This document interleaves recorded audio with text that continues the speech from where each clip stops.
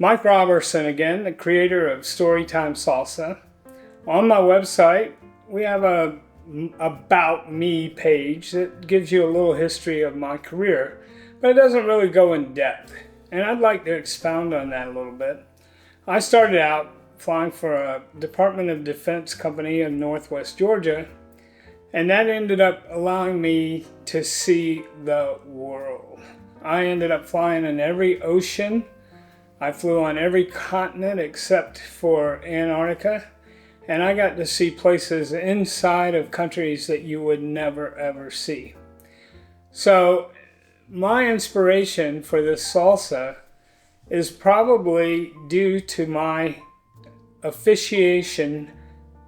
It's probably due to my affinity for the San Marzano tomato. These come from a region of Italy south of Rome, north of Salerno, and they grow abundantly. Now, the Amalfi Coast of Italy is where this happens. That is a little stretch between Sorrento and Salerno on the western coast of southern Italy. It's really tall mountains that reach from 5,000 feet down to the sea.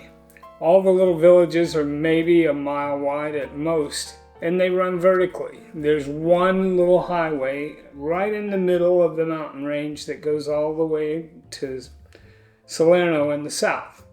And then the villages are built in tiers down to the water. These tomatoes grow crazy there. And one of the big things that drew my attention to them was I would see these nets under the eaves of all the houses. And this was in the middle of the summer, their harvest time. And I noticed they were full of tomatoes. So I started asking questions. And what I found out was the locals pick these tomatoes, they throw them up in those nettings, and they let them sit there till a day or two before they would go rotten. And that's when they are at their peak. And then all of the folks there use them for anything that they can make with tomato sauce. So they make their own sauces. They make a different form of salsa than what we have here. It's more of a tomato sauce used in vegetable dishes and things like that. And then they also turn it into the tomato sauce for their pasta. So one of the big things for me was to ride up and down the main highway, and I noticed there were little restaurants every mile or so, and we stopped in every one of them and tested their pasta and their tomato sauce. Absolutely fantastic.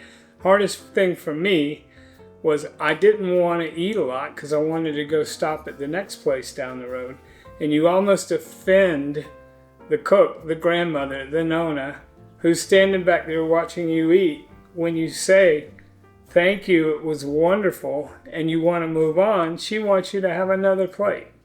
But this is an amazing part of the country. The San Marzano tomato touched my eye, touched my heart, and that's why we're making this salsa today using the San Marzano tomatoes.